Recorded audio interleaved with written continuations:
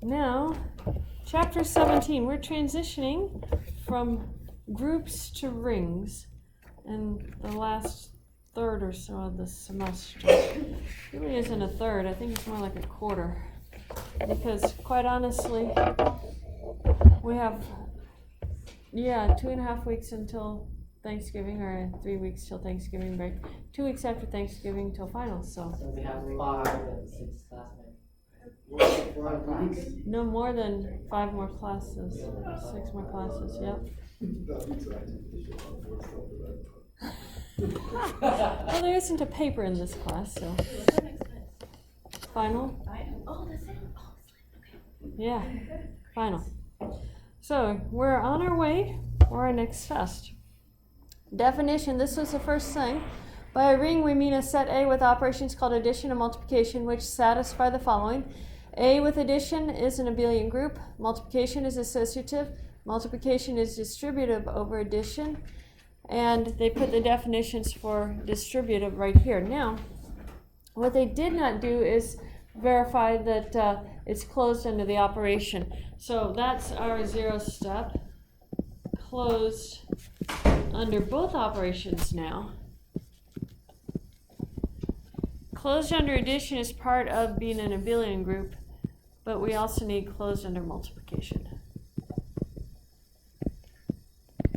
That's sort of assumed in the definition.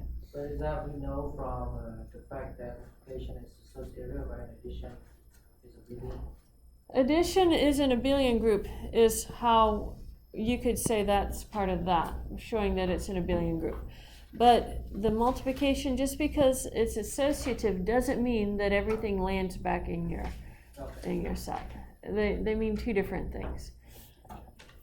Okay, so that's our definition. That was the first question on the quiz.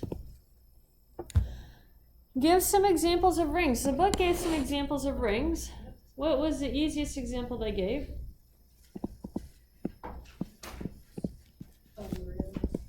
Under the normal addition and multiplication. What's another example of rings? How about the integers? Here again, under addition and multiplication. If you want something, well, we'll do rational numbers under addition and multiplication that we have defined for rational numbers. Complex numbers. Addition and multiplication for complex numbers. How about the set of all functions on the reals? Under addition and multiplication. See you, Dalton. Under addition and multiplication of functions. Okay? What are some other groups of rings? C is the complex numbers. Mm-hmm. Z sub n, they say here. Yeah. Finite rings. Finite rings. So Z sub n.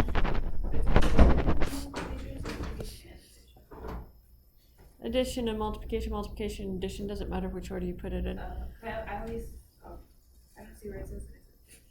Under addition, multiplication with mod n. How about the natural numbers? Okay, do the natural numbers have multiplicative inverses? Additive inverses? Nope. So they can't be a group, which means they can't be a ring. But since the Zn is similar as the natural number, right? Not exactly, because if you look at, maybe I'll look at Z3. That's the set 0, 1, and 2.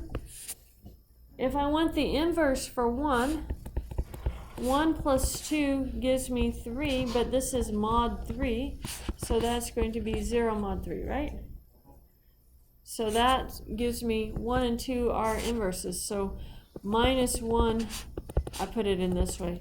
Then the negative of 1, I better write it right. Additive inverse of 1 is 2, and vice versa. Yeah. So just because it doesn't have something with a minus sign in it doesn't mean it doesn't have its additive inverses. Another group is a set of 2 by 2 matrices on the integers. And we call that 2 for 2 by 2 matrices on the integers. That's going to be a ring under matrix addition and multiplication. Is that the name for that matrix, like 2 by 2, 3 by 3? Yeah, it needs to be square matrices so that you can add them together. So it just called square. Yeah. When you multiply them, is that just spot by spot? No, when you multiply matrices,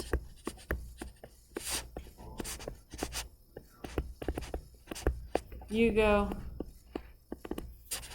across this row and down that column, so you get an AE and BG. No, adding is spot by spot. Yeah. It's like a dot product. Yep. So I always remembered it. So when you do multiply like that, you let this over. However you guys want to remember it. Yes. So those are examples of rings. Why they call them rings, I don't know. I was wondering. Because they can just keep going. Well, so can groups. You go in circles and groups. But the definition of ring But the groups are is something both, aren't No, groups are just one operation. Rings are two operations. they? Okay, but two married people have a ring. There we go. Okay, so an important theorem. Let A and B be any two elements in a ring A.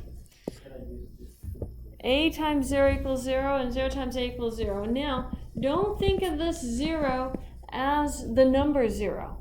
It is your additive identity. Won't that usually be 0? No, in matrices it's the 0 matrix.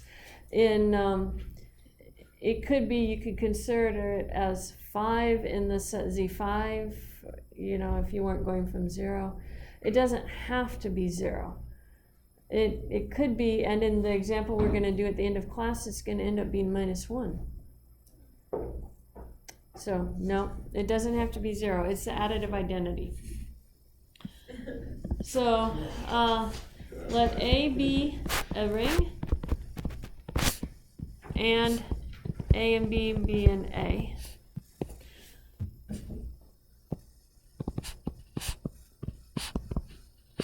I'm going to say what 0 is. Additive identity of A. And what we want to do is show that A times 0 is equal to 0.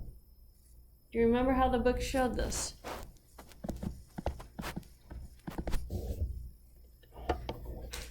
It is on page 170.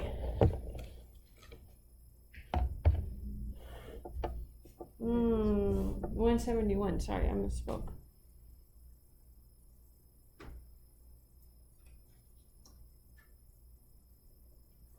They started off with something.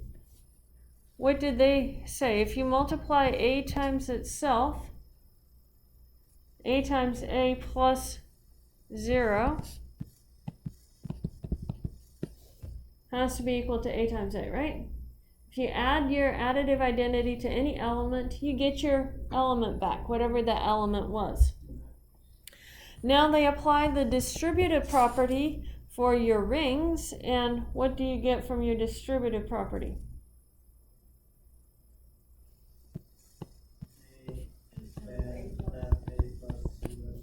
Yeah.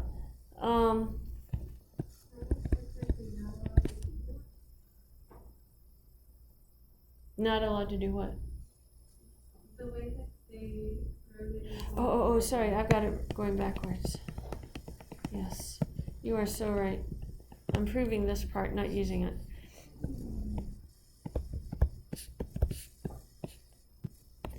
And then A is equal to A plus 0. Yeah. But then, what does that give you if you apply your distributive property?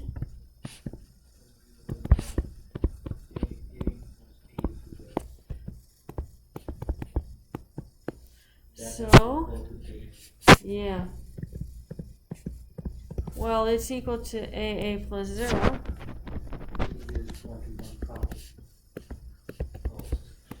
Cancellation property. How come I know the cancellation property works? It's because this is a group under addition.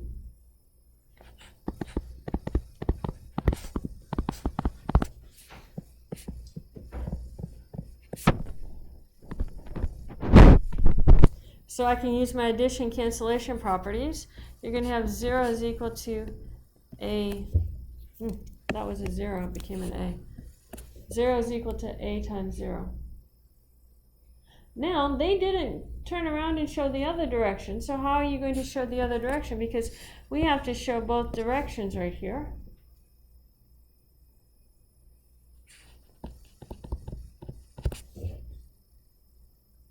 Where should we start?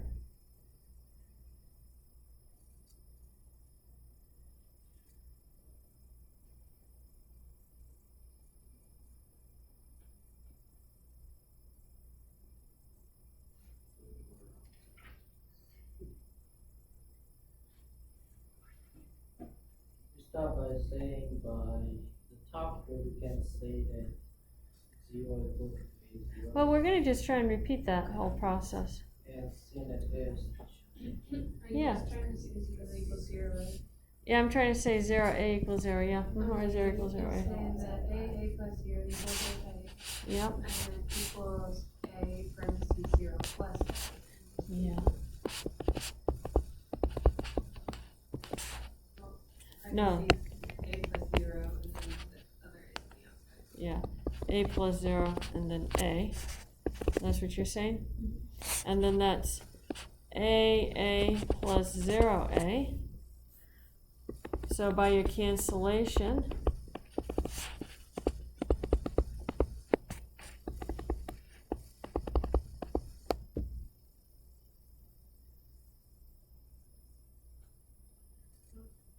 right? That's not by cancellation. Yeah, I canceled this one and this one. Additive cancellation laws.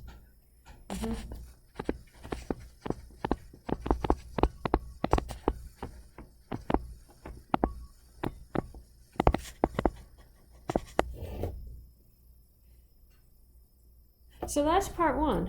Now we have to prove part 2. Let's get another piece of paper in here. Part 2 says a times minus b is equal to minus ab, and that's equal to minus a times b. I called it 2, not I. So remember this, when you see that minus sign, that's the additive inverse. That's what that notation is saying. So if I could show that ab plus a minus b equals 0, then I have shown what I need. So that's what we're going to start with. ab plus a minus b. Now here's where you apply your distributive laws. Take your a out. Yeah.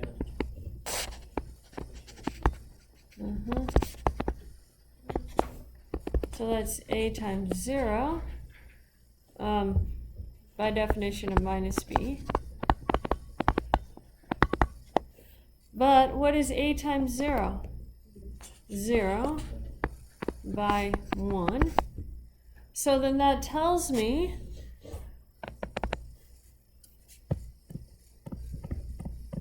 that the additive inverse of AB is equal to A times minus B. How do we show it the other way around? Minus A times B.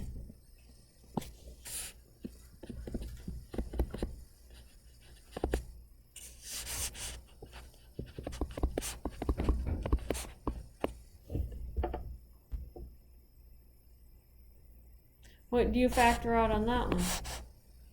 The B. So you have A plus minus A times B. This is distributive law. and then that's equal to 0 times b by definition of minus a, and then that's equal to 0 by 1. So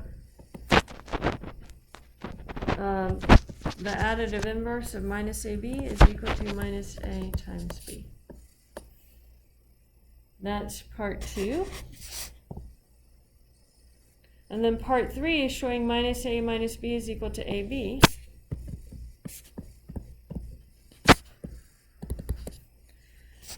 Notice that we have two minuses. I have minus a minus b. If I deal with the minus on the a, that becomes minus a times a minus b by part 2. Now take that minus from the b out, and you're going to have minus ab. And now what happens when you have the additive inverse of the additive inverse? You get the original.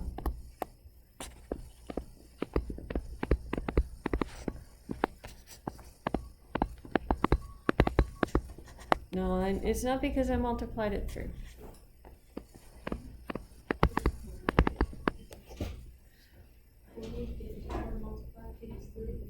Eventually.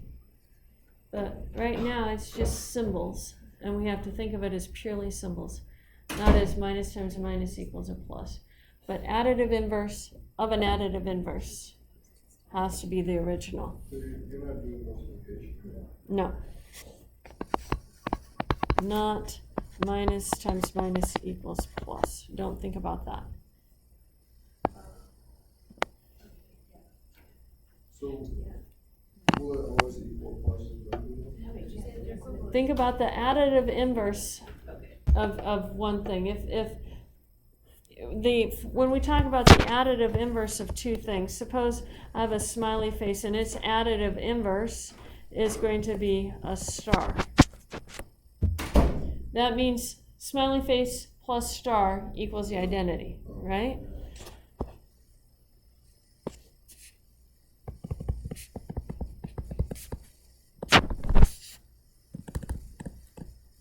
Now, here's the question. What is the additive inverse of the additive inverse? So minus a minus smiley face. Well, minus smiley face is star, so you get minus a star. But the additive inverse for star has to be smiley face. Yeah, so you get back to the original.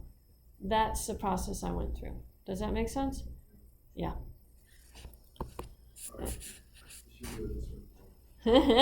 You like it that way? Sometimes when I teach, I use a lot of those symbols in this class. I don't know this year, I haven't done it as much. It gets the idea across that these are not numbers.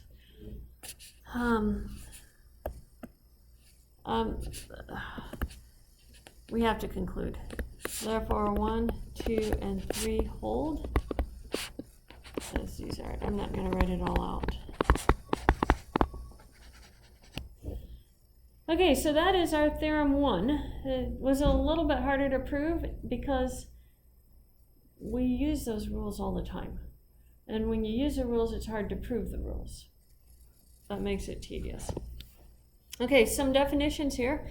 A commutative ring A with unity in which every non-zero element is invertible is called a field.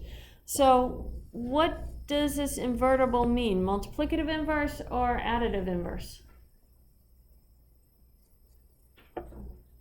Multiplicative.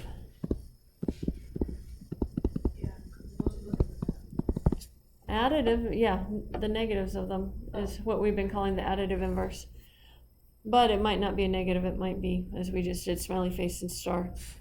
But a multiplicative inverse is when we say invertible. So a field is a ring with unity. What is this unity? Yeah, multiplicative identity.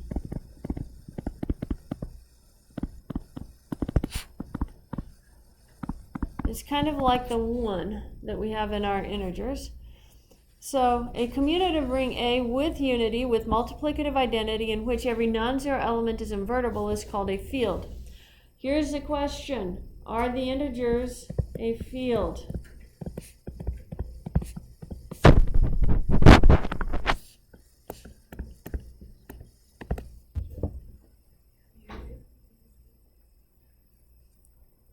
Yes.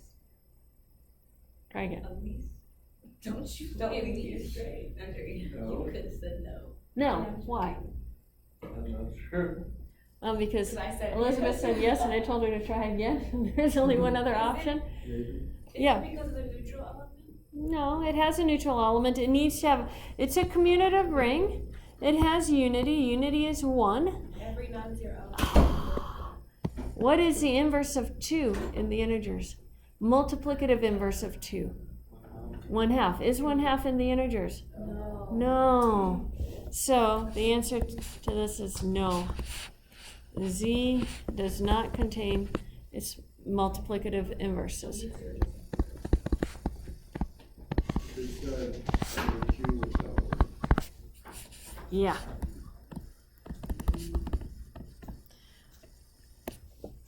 In about 5 more minutes, the air conditioning will kick on in here, and then we'll all be cold. It always does.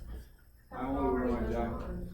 Oh no, it gets colder about 10 till is when it, at least that's when I start to feel it. Maybe you guys feel it sooner because you're actually under the air conditioner vents. Oh, that's how you go. Alright. So here's a question. Is Q a field? Yes. It contains its multiplicative inverses. I beat you to the chase. Mm-hmm. You asked that earlier. Yep. Now, how about matrices? Does every matrix have an inverse? No. Every matrix doesn't have an inverse. If AD minus BC, that's if it's got a name, Oh, it does. and I can't remember it. It's not Cambridge, what was it? No, AD minus AD Oh, determinant. the If the determinant is non-zero, then it's invertible. It's easier to check a little. Yeah. If the determinant of your 2 by 2 matrix is non-zero, then your matrix is invertible. So not every matrix is invertible. So the matrices are not going to be a field. The ring of matrices. A subset of them could be. Yep.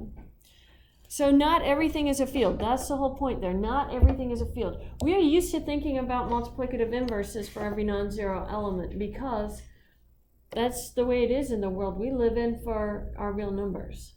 So the field unless everything is. Yeah. You have to have invertible except for the 0 element. Everything, right? Everything else. So this case, Z is in Q. Since Z is not in a field, why can't Q is a field? Z is a subset of Q, but all the inverses for Z live in Q. So the inverses of 2 are 1/2. Yes. That's why. So you have to make it bigger than Z to get the inverses. So Q is no more than the integers plus its multiplicative inverses. Okay, so our second definition. In any ring, a non-zero element A is called a divisor of 0 if there is a non-zero element B in the ring, such that AB equals 0 or BA equals to 0. This was our question number 2 on the quiz. You have a divisor of 0. That means that 2 values multiply together to give you 0. In the real numbers, are there any divisors of 0? Can you think of any 2 numbers that you can multiply together that are non-zero in the reals? Whose answer is 0? No. So in the reals, R has no divisors at 0.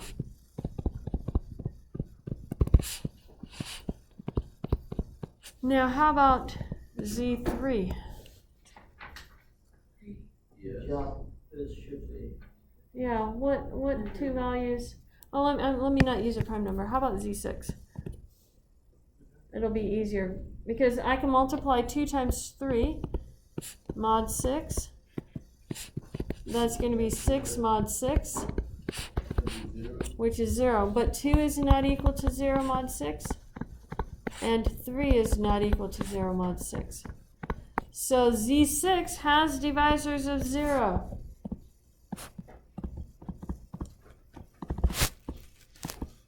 Now this ends up being difficult for us when we decide we want to start trying to solve polynomial equations with modular arithmetic.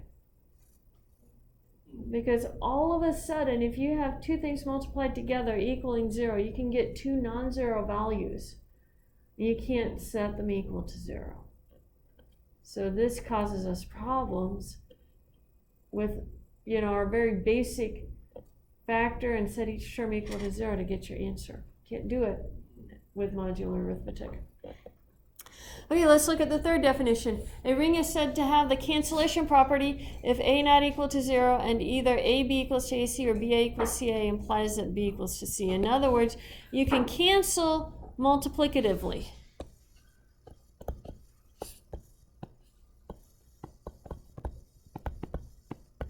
Multiplicatively. Yeah, probably isn't. If you're multiplying two values together, you can cancel using the multiplication inverse, multiplicative inverse for it. Now, if you have divisors of 0, then you cannot cancel using multiplicative inverses. Therein lies a problem, which is the last theorem that you had on the quiz. And that's what we're going to be looking at. So this gives us our cancellation property for multiplication. A ring has a cancellation property if and only if the ring has no divisors of 0. Let's prove this theorem. Let's go forward. So let A be a ring. And going the forward direction, I'm going to assume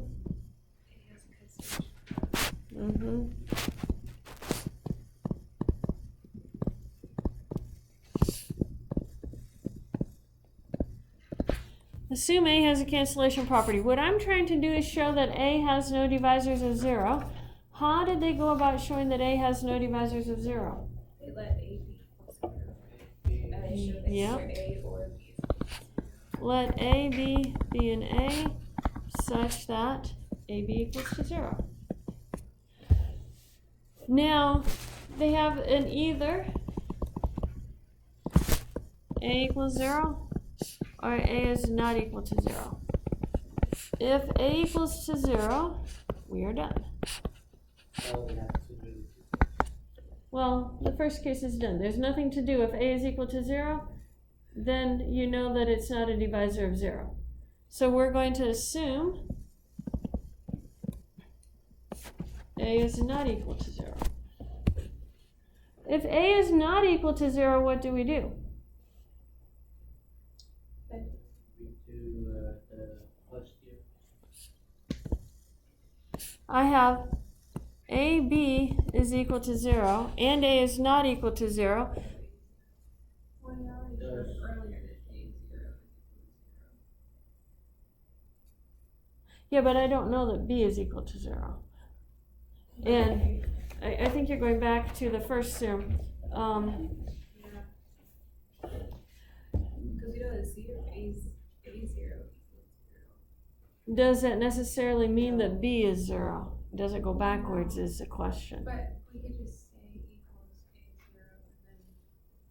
A 0 Yeah. and Yeah. So that says AB. I'll move it down. You have AB is equal to A0. Since we know that this A is non-zero, so B equals to 0 by the cancellation property, which is our hypothesis.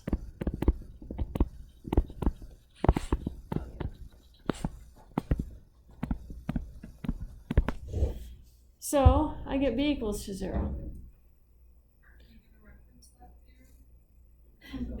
Well, we know it our hypothesis. Oh, this right here. That one. by theorem 1. Now, so what does that tell you? If A is not equal to 0, then B is equal to 0. So that means A and B are not divisors of 0.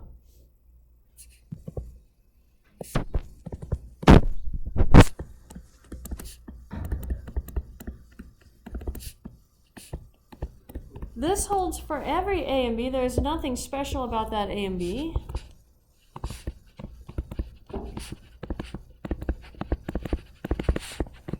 So A contains no divisors of 0.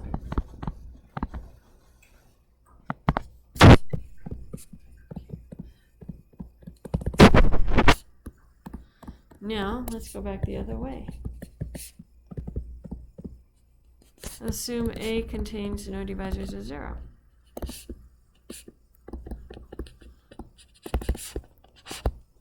Now, if A contains no divisors of 0, we are trying to show that it has a cancellation property.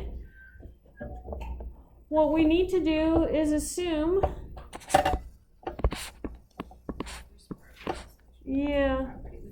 A, B, and C, such that AB is equal to AC. And we want to be able to cancel the A's on both sides. Now, how do you prove that? I also need to know that A is not equal to 0. Yeah, we need to know A is not equal to 0. How do you show that you can cancel your A? We have to verify that AB equal to AC is same as BA. Well, that's going to be the second part of it. Couldn't we just, If these are equal, then we can say AB minus AC equals 0, yes, and then group them. Yeah, by the distributive property, Now we can factor out the A, and you get B minus C is equal to 0. You know A is not equal to 0. so B minus C has to be 0.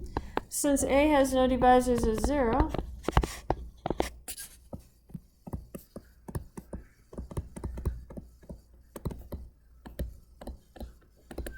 I have B minus C is equal to 0. I need to put and A is not equal to 0 in here.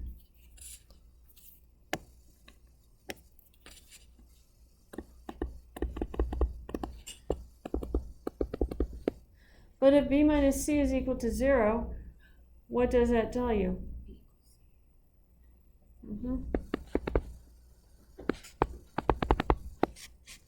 So that tells you your cancellation property works.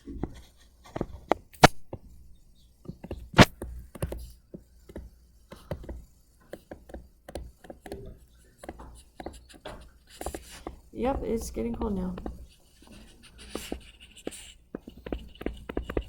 You guys actually are sitting under, I mean, you're like almost directly underneath one of the vents. They're a little farther away from me. Okay, so now we have our tools that we need to be able to deal with rings. We are going to look at something very similar to your homework problem. You guys have A2 in your homework, so we're going to do A1 here in class. Let A be the set Q of rational numbers and define the operations. This is our addition, and this is our multiplication. Show that A is a commutative ring with unity. Unity is multiplicative identity.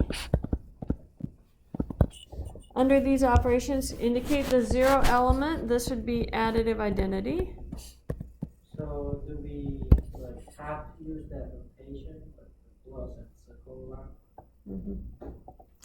And the negative of an arbitrary element A. So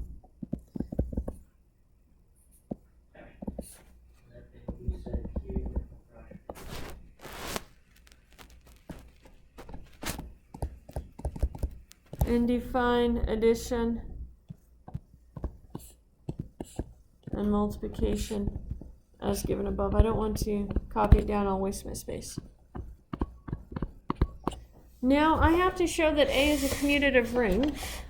So I'm going to show that A is closed under addition and multiplication.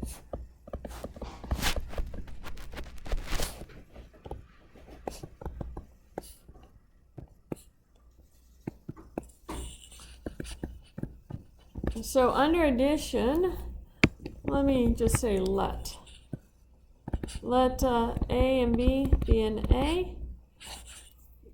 I'm just going to go with Q. Then I know that they're rational numbers, and let's add them together.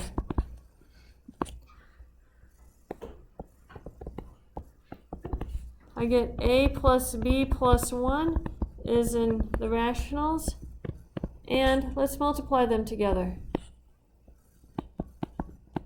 This is AB plus A plus B also is in the rationals. Therefore, Q is closed under addition and multiplication. Now, we're trying to show a ring, so what's the next thing to show on the list of a ring? Boolean addition. Associative, and then I'm going to get a billion less. So associative. So we don't have to go in the order of the axiom. I'm working on part 1. I'm showing that A is a commutative. I see. Yeah, I have to show it's in a billion group. So we show associative. I need 3 elements in the rationals. Then let's start working. We're going to have A plus B plus C. I have to do the circle first. Do what's inside your parentheses first, so that becomes A plus B plus 1, right? Now add that together, and you're going to have A plus B plus 1 plus 1. Wait, this should be B plus C plus 1. Let me try again. I forgot what was inside my parentheses.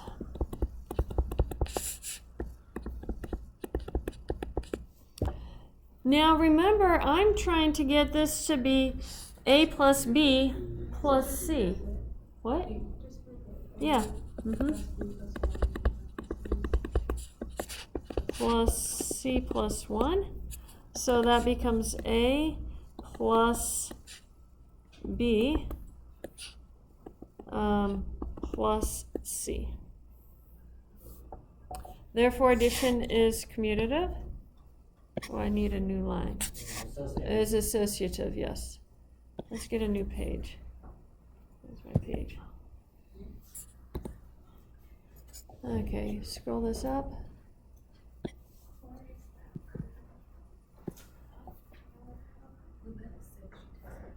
Lubeth and Amanda are both sick.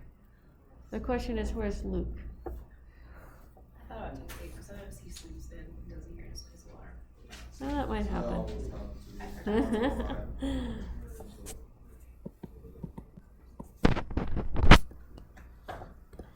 Now, what else do we need to do to show that A is a group? We have to find the identity, right? Yeah. What is the additive identity of the rationals? So we don't show distributive. That will be in a minute. I'm still on part 1 of the whole definition of a group. Of a ring. So additive identity, since 0 plus A is equal to A plus 0 equals 0 for all A in Q. And then we have to show the additive inverse. So I need some scratch work. This is going to be scratch work over here. I want A plus B equal to 0. That means I need 0 is equal to A plus B plus 1. Solve it for B. So B is equal to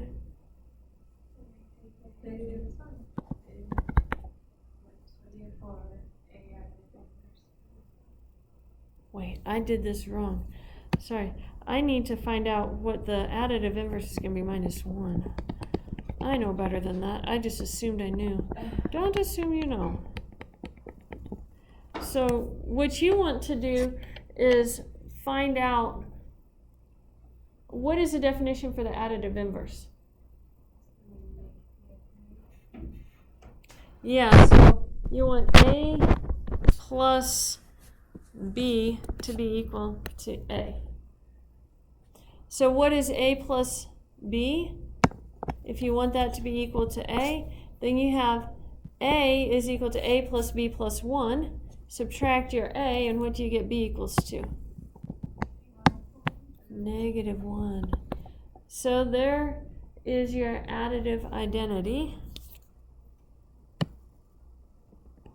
I'll rewrite this.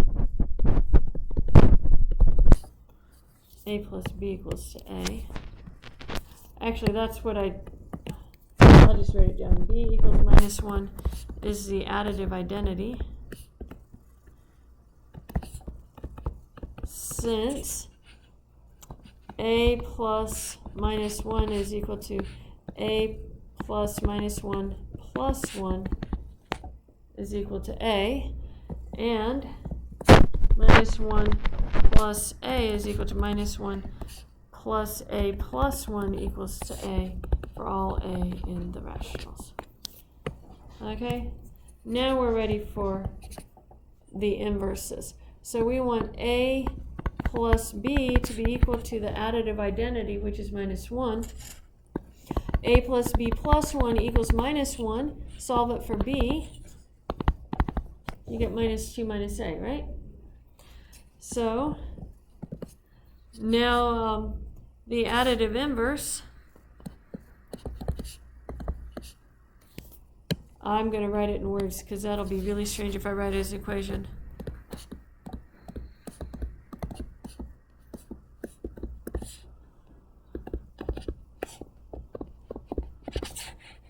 Since A plus -2 minus A is equal to A -2 minus A plus 1, the A's cancel. -2 plus 1 gives you a -1.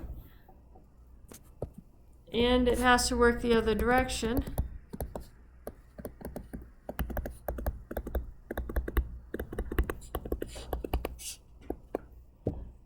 So now I've got A as a group.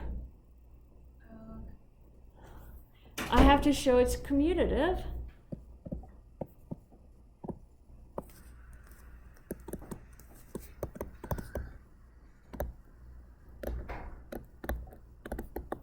So I'm going to let A and B be in Q.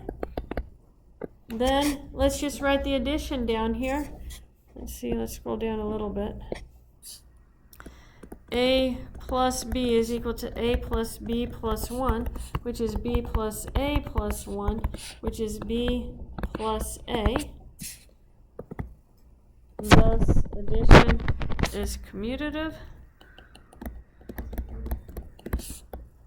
And A is an abelian group.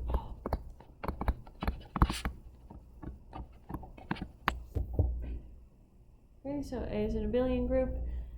Now, I can go to the second part of proving a group. What's the second part? Need a ring. Yeah, sorry, proving a ring. What's the second part? Multiplication. Multiplication is associative. So for all of this, for steps 2 through, so first step 1 was that 0 axiom that you added? Yeah, that was the And 0 then axiom. 2 through 5 is the first Is the first axiom. axiom. Oh, okay, because the second axiom is addition is associative, but for the second one it's multiplication. So Yeah. okay, that's Yeah. why I was confused. Okay. So this is yeah It's the is second. yeah first axiom. I'll say axiom 1. And then step 1 was axiom 0. Yep. Okay.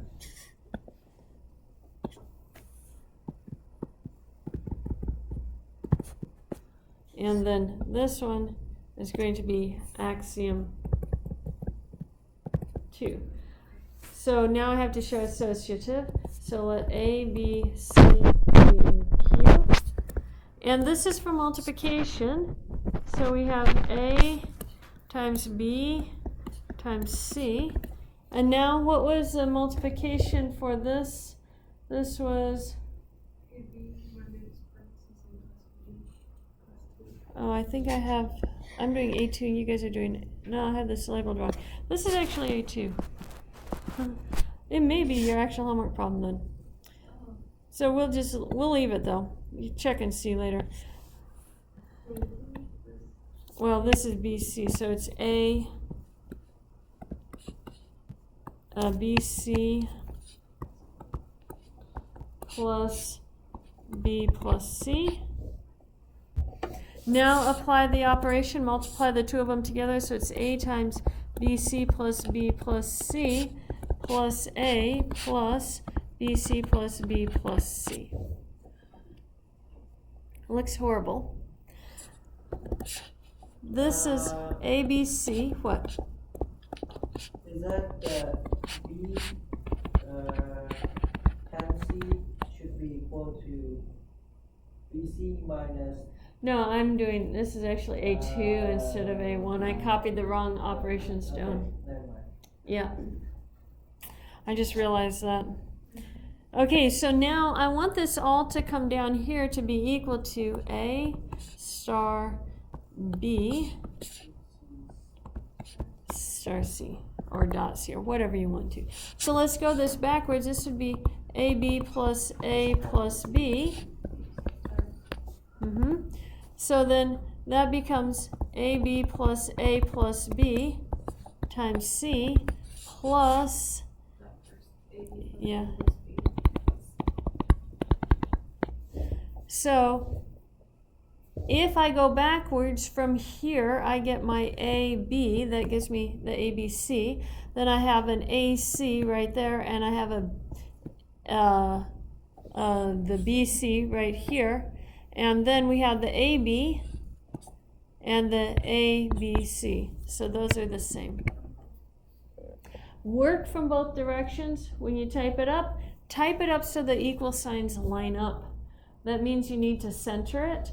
Those of you who are actually doing the LaTeX that you're typing it and can't do a Control D, you're going to use \align star. The star will keep it from numbering your equations. And then that will center it straight down on the equal sign. Use, oh, that's a horrible ampersand. Use an ampersand next to your equal sign. It tells it what to align it to. So you put that right before you start the equation? Yeah. So you'll have \begin align. And then you would do, and this is, you'll see what that symbol is in my LaTeX. It's a circle. Yeah, or Text Studio. About half of you guys are using Text Studio, and half of you are using Scientific Workplace or Word. Yeah, half and half. I use both. You use both. Yeah, that's the Text Studio. For some things, I like Text Studio a lot better, actually. Okay, so we need to get another paper. Where did it put it? Very good. Now, that's axiom 2. Thus, star is associative. Now, what's the last one? Multiplication is distributive over. Yeah, we show distributive. Over addition. Yeah, So they say over addition and you say under addition. You have the same. same thing. When you're saying distributive, you're saying multiplication has precedence over addition. That's why we say over. When they said over, you draw an arrow over. Yeah. You're doing the arrow, the distributive arrows when you're learning. So I thought. You can No. draw it under. It's just saying that multiplication has precedence over addition. It comes first in your order of operations. That's why. Okay, so we are looking at A. Let our A, B, C be in the rationals. And then we're looking at A star B plus C. So that becomes, if you're doing the star, it becomes A. Well, let's do what's inside our parentheses first. B plus C is, I forgot now. B plus C plus 1. And then start with A, you can have A times B plus C plus 1 plus A plus B plus C plus 1. Now we're going to distribute that through.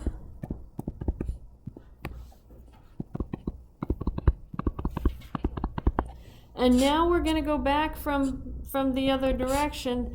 We want this to be A star B plus A star C. So what is A star B? It's AB plus A plus B plus 1. And A star C is AC plus A plus C plus 1. Now, is that equal to your line up here? If you compare that, you have the AB, you have the AC, you have an A, a B, a 1, and we had another 1. I forgot my second one. B plus C plus 1 plus, I'm going to put it at the end. I just forgot to put it down because we had 1 right here and 1 right here. And then you have the second A, the second C plus 1. So they are equal. Thus, A star B plus C is equal to A star C plus A star B plus A star C.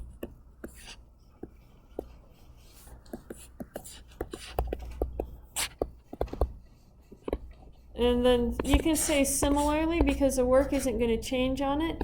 If you do B plus C star A, that has to be equal to B star A plus C star A.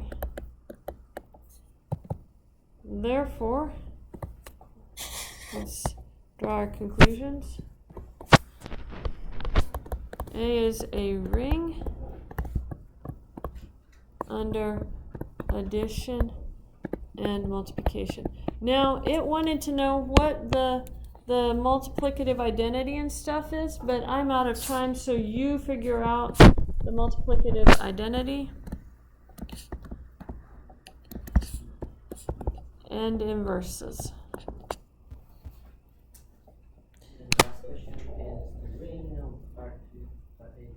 Yeah, is it an integral domain? By the way, what was the definition of an integral domain? Oh, And no divisors is 0. yeah, divisors is 0. Integral domain is no divisors is 0. Is this one an integral domain? Think about it. See what you come up with. What? No. Nothing. Okay, we are done for today. I need permission from you to register for something. What are you registering for that you... For seminar, need permission from the instructor. Oh, send me an email.